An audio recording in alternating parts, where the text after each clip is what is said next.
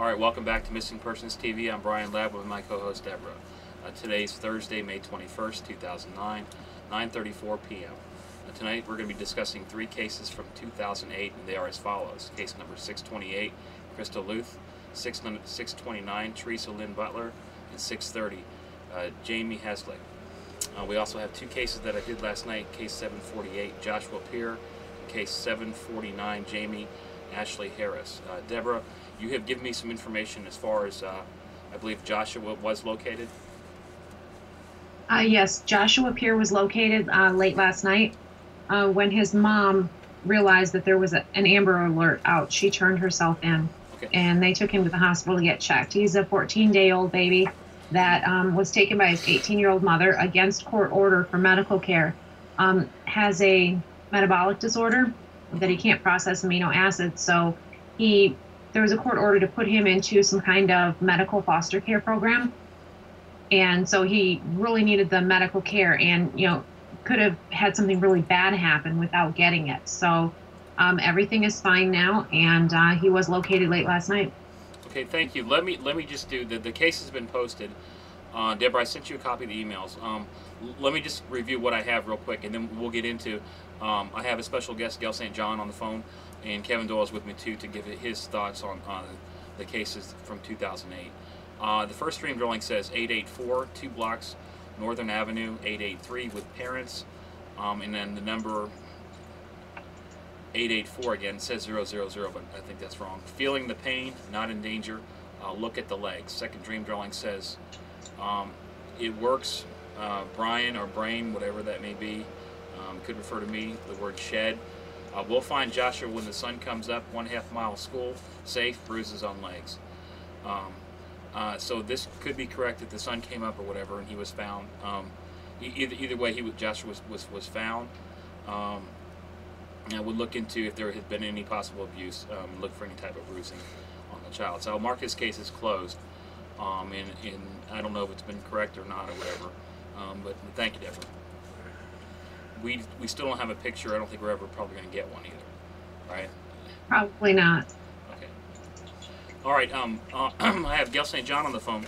Gail, you're taking off this weekend to go search for a missing person. Can you tell us a little bit more about that? Yes, we're going to go look for Jenica Fierstein, who's been missing from the Mesa, Arizona area. It will be Travis Sanders, myself, and my daughter Tamara, and Reginald Lewis will be leaving. Okay. Now, we will be doing updates. As usual, we're going to Twitter, so anyone that's, following us on Twitter will be getting updates. Tamara will be keeping that updated. I do believe that her mother, Marilyn, is working on some press. We do also have cooperation of some local police and groups in the area, so we will have access to cadaver dogs. Okay, wonderful. So will you be able to do a radio show or a chat show with us while you're out there? Yeah. We'll have a computer with us. We'll have access also to probably the computer there at the house where we're staying. So we'll be able to do some updates there when we come back in the evening. Either probably myself or probably all of us will talk to everyone, kind of let everyone out there know what we're doing and what's happened that day. Okay, wonderful. I know I've worked on this case with you. Deborah, you said you want me to redo this case and send it to Yes, I had planned on sending you information for you to do an update prior to Gail and the team leaving for this trip. Okay. Reggie and Travis will be meeting you tomorrow? Yes. Okay. And then they're going to be going out with you too for the whole time period. Right. We'll leave at 5. We'll leave at 5 in the morning to head to the airport. Okay. So we'll be posting updates on your website, which is psychicgail.com, right?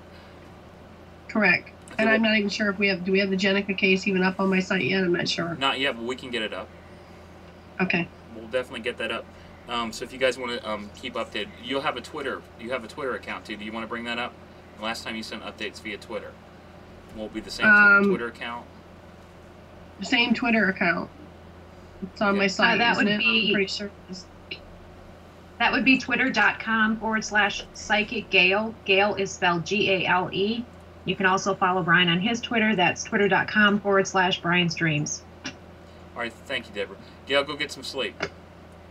Yeah, definitely. I need to get some. Okay. Well, thank you for coming on. All right, thanks. Thank you for coming on. You're welcome. And I'll give you a call tomorrow. Sleep well, okay? And all right. Stay safe. Good night, everyone. Good night. We're going to Skype you. Okay, moving on. This is the case, one of the other cases I did last night. This is case number 749, James Ashley Harris. This case was requested by Deborah. It is posted on the website. Deborah, what information do we have for James? James has been missing since May 11th of this year. This is an Amber Alert case. This is one that I had not realized was even an Amber Alert, that little James was missing. And a lot of times the readers and the listeners will, let us know those things. And sometimes I find them myself, but this one we didn't. So anyway, his name is James Ashley Harris. And like I said, he's been missing since May 11th of this year from Statesville, North Carolina. 3 feet tall, 40 pounds, 3 years old, black hair, brown eyes. Last seen wearing a gray and black shirt, blue jeans, and a green and gold jacket. He was shopping with his grandparents at the Signal Hill Mall in Statesville, North Carolina, and his mom abducted him. They believe that he is in danger and possibly traveling to Atlanta, Georgia. There's no vehicle information available at this point. So that's what I have for James. What do you have for this case, Brian? Thanks, Deborah. I have 3 dream drawings. The first one says, with boyfriend, flags. There's a drawing of it's like a male wearing some type of hat, shoulder-length hair, might be dark complexion. The second dream drawing says sighting will be canceled Friday, May 22nd, which would be tomorrow. I'm sorry, sighting will be called in Friday, May 22nd. And then it says, take it seriously, the caller has a criminal record. I'm not exactly sure, maybe somebody's going to call in spot Jamie, but maybe they're not taking that person seriously because of some type of criminal record the caller may have. So that's what I think on that one. Next one says safe. Brain, it hurts. No idea about that one. From Richmond, Virginia school. Could be in the area of Richmond, Virginia, in some type of school. That's really all I have on this case. Kevin, I know you worked on this case. What information do you have? Brian, the only cases I have is for Krista Lueth, Teresa Butler, all right. excuse me, and Jasmine Haslag. Right. Okay, so you didn't get the email last night. Okay, no problem. No, okay. I only need the names. I don't need the information. Okay. All right, I thought you got that last night. That's fine. So anything else, Deborah? No, I don't have anything else for those cases. Okay. Now we're going to move on to our cases from 2008. The first case is Krista Lueth. The case was opened December 24th, 2008. Deborah, what information do we have for Krista? Krista is actually missing from Lansing, Michigan, not that far from me. Flipping through here to try to pull information up on her. She's been missing since November of 2008. Here, I think I've got it now. Yep, sorry about that. November 10th of 2008 is when she went missing. Her name is Krista Lueth. She is 5 feet 5 inches tall, slender, long, dark brown hair, 34 years old. She was attending Michigan State University, studying agriculture at the time in the graduate program. Her father is the one that ended up filing the missing persons report. They have questioned her boyfriend a couple of times since then. They have not been able to locate her or, any relevant information or, any type of evidence or anything regarding her case. She had last attended her class that day, and then she was having with her boyfriend, actually, they had a breakup and stuff like that, and he was going to be moving out of where she lived, so her rent was going to go up, and so she was trying to deal with that, and having to pay for it herself. Well, then it was found out that he was over there that evening at the home, and what was one of the last people to see her, actually. So they've done some questioning of him. So you want to share what you have on this case? Yeah, sure. The dream drawings from December 23rd of 08 say the first one says anniversary of important date, left with man, blue cap, crooked eyebrows, blue car, gray sweatshirt with zipper. There's a drawing of a man here as described. That's really all I see on here other than what I just wrote. The next one says call December 31st, New Year's, white notebook under pillow, the number 4132, boxes, number of boxes again, River Avenue, 3 miles. So there was some correspondence on this case, but it wasn't related to the dream drawings. If there's a River Avenue, we maybe want to look into that, and if there was any call made on New Year's or December 31st, maybe look into something like that. I don't have a location, nor do I have any other information on the case, other than what was posted. Maybe a redo would be in order for this. You think, Deborah? Yes, I agree. I've listed her for redo. All right, Kevin, what information do you have? Okay, this is for Krista Lueth. Brian? Yes, it is. Thank you. Yes, I have dead, abducted, male, 26 to 32 years old, sexual assault, maybe she was sold for money, buried 3 foot under, woods area, airplanes, maybe a pilot, drugs, illegal drugs, alcohol, police know him, special task force are on to him, maybe, and that's it. All right, thank you, Kevin. I've got your notes via email, and I posted them on the case. Deborah, do we have anything else for this case? I don't have anything else for that case, Brian. All right, moving on to the next case. This case is case number 629. Teresa Lynn Butler. The case was opened on December 25th, 2008, Christmas Day. Deborah, what information do we have for Teresa? Teresa Lynn Butler has been missing since January 25th, 2006 from Risco, Missouri. Her date of birth is November 26, 1970. 35 years old when she went missing. She would be 38 years old right now, 5 feet 7 inches tall, 110 pounds, Caucasian female, black hair, brown eyes. Her right ear is pierced twice and her left ear is pierced 3 times. She has a scar from having cesarean section, and she also has dimples. They believe that she disappeared from her home, and that was located on County Road 241, also known as 8 Ditch Road, near Risco, Missouri, just off of Highway 62. The last time that they heard from her was about 10 p.m. that night on January 25th, 2006. She talked to a relative. Teresa's husband, his name is Gary Dale Butler. He came home at about 10. He came home at about 10 a.m. Actually, that phone call was actually on January 24th. When the husband came home, 10 a.m. on the 25th, he'd worked the night shift. He found that Teresa was gone and their 2 boys, aged 2 and 4, were home by themselves.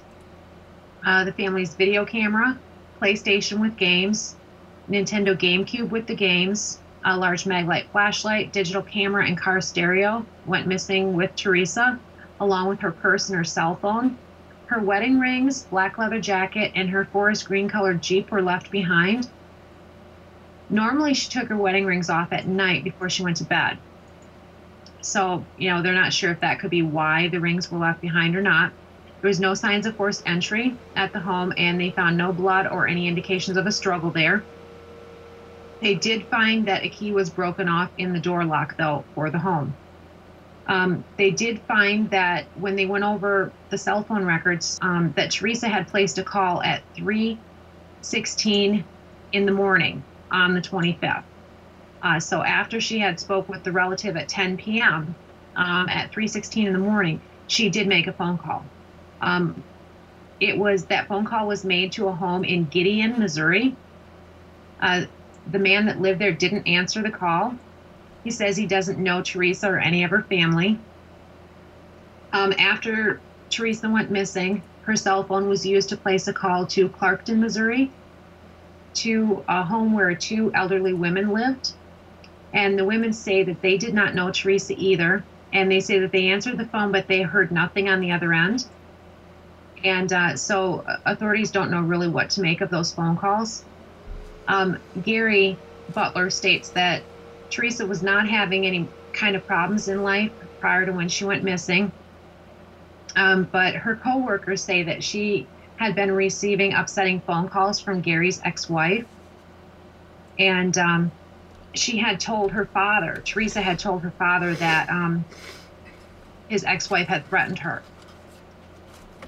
And Gary Butler, though, says that the differences that were between Teresa and his former wife were all resolved, and they were resolved amicably. So they're not sure if the ex-wife could have had something to do with those phone calls or not, or, if that has anything to do with her being missing. They do consider Teresa's disappearance suspicious because she doesn't have any history of being unstable, or taking off without letting people know, or leaving her children behind, doing anything that, would give an indication that she would actually do that on her own. They did rule the husband out as a suspect in this case. At the time that Teresa went missing, she was working in the photo department of Walmart in Dexter, Missouri. And she was scheduled to go into work at noon on that day that she went missing. They do suspect foul play. What do you have on this case, Brian? Thanks, Deborah. Good research. I'm looking at it like she's not even missing, and to me, I think she just left. The dream drawings say she's working at a Memphis, Tennessee bar, ROBS. I believe that's the name of the place, and then there's a white door out front. The bar is drawn. There's a sign on the roof that says Rob's. Next dream drawing says $622.35. A pawn shop in St. Louis. Check the number. She and D were there. She maybe was somebody named D, and the comments say, I did not get a feeling that Teresa was actually missing. However, reports say that she is. That's all I have on the case. Kevin, I have your notes. You want to discuss them? Jasmine This will be my last one because I got to get up and go. Okay. If you can explain the last one for me after that. Yeah. Teresa Lynn Butler. What I have is alive, and I put the initials HT, human trafficking.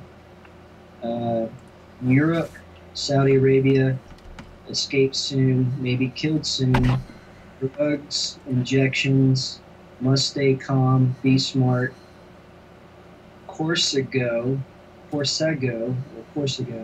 company or corporation or business. Hills, mountainside, very hilly. Only let go in the evening times. Sex acts performed. Truck carries women. XZ9A BZO, possible license plate. Thomas or Tommy. Mike or Michael, 26 to 33 years old, and that's all I have. All right, thanks, Kevin. Moving on to our final case of the night. And Kevin, I'll read your notes on this one. Go do what you got to do, and thanks for coming on. All right, our next case and our final case of the night is case number 630, Jasmine Haslag. The case was open on December 26th of 2008. Deborah, what information do we have for Jasmine? Is Haslag? Yes, that's correct. Okay. Jasmine Sue Haslag has been missing since June 17, 2007 from Russellville, Missouri. Her date of birth is July 19, 1975. 31 years old at the time that she went missing. She would be 33 years old right now, 5 feet 9 inches tall, 120 to 130 pounds, Caucasian female, blonde hair, brown hazel eyes. She has pierced ears, and she has burn scars on the insides of both of her forearms. and it states that she is missing some molars and that some of her other teeth are decaying.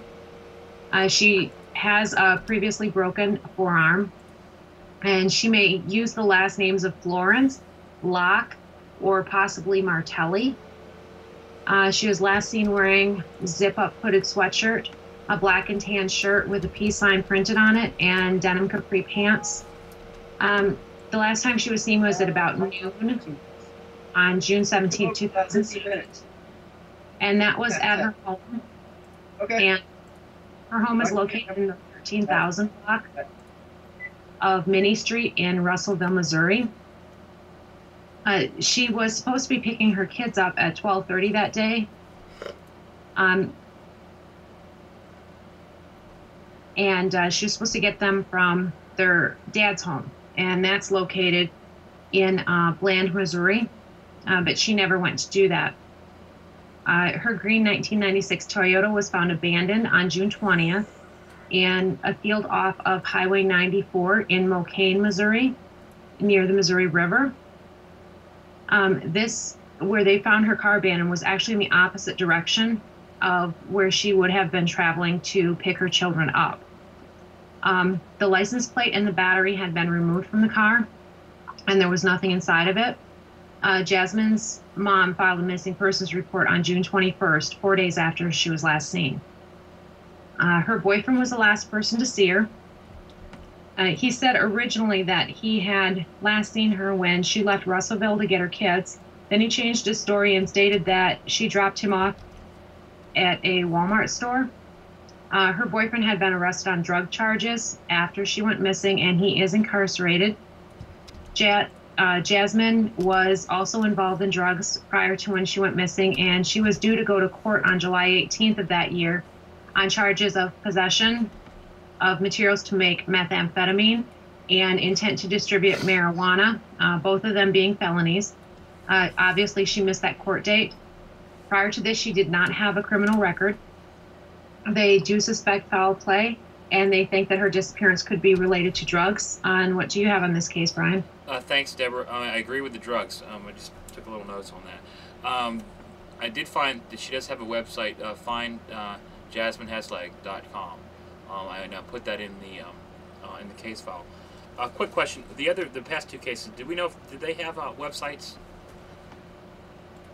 I'm looking right now to see what I can come up with that. Come up with I was not able to find one for Krista. I did check again for her. Okay. Let me see what I can come up with. Okay. For the other the dream drawings I have, the first one says Yellow Flower, the letter D, Iowa trailer, and it says it's a drug lab. So I think that kind of fits what you just said as far as the methamphetamine lab or whatever they're doing there.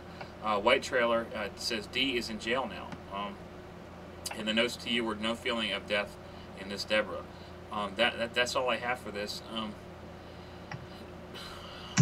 Another another dream drawing would be in order on this one. I'm not sure we put any priority to it, but maybe we should. Kevin's notes say, he says, alive, in danger, must escape. 2 or more white males involved, possible human trafficking. Blue or dark blue pickup, 2002 to 2003. Extended cab with camper top, going across border, selling humans drugs. AZ, I think that's Arizona plates, 96 Bravo Charlie. March expires, maybe when it expires, the registration or whatever. They will kidnap again, makes lots of money, does this for a living. They have criminal records. He has the word airplane and a question mark. Something in law enforcement, Mexican police, Ortega, which I believe Ortega might be a town in Mexico. 36 to 47 years old. That's what I have from Kevin. Did you get anything on websites, Deborah? Yes, I did put a website link in there for Jasmine Haslag. It is findjasminehaslag.com, and here is a link for Teresa Butler. Okay. Okay, find Teresa. Okay, find TeresaButler.tripod.com. I'll put the link in there. It's there's dashes in there, but I'll put the link to the website on the case file. So that's all I have for this case. I want to thank Gail and Kevin for coming on, and thank you, Deborah. Anything else we need to cover tonight? As far as I know, there's, we discussed a little bit last night, the Tori Stafford case, Okay. the 8-year-old girl missing from Canada. Mm-hmm. As far as I know at this point, her remains have not been located. Okay. They did make the arrest on Tuesday night for that. Mm-hmm. As far as what we were discussing last night regarding the remains found in Illinois, possibly being Stacy Peterson or Lisa Stebick. Mm-hmm. At this point, we'll have to wait for DNA testing for that. So I don't have any more clear updates on those than that. I have the Stacy Peterson case file open. In the there are a lot of other dream drawings this may be related to, but we'll get into that later when we're a little more prepared to do this case. Anyway, Stacy Peterson's case is number 542. We'll get to that maybe tomorrow or the next day. So I do know that they are doing DNA testing right now. From when I heard that the torso was found, they cannot find the head or finger or hands.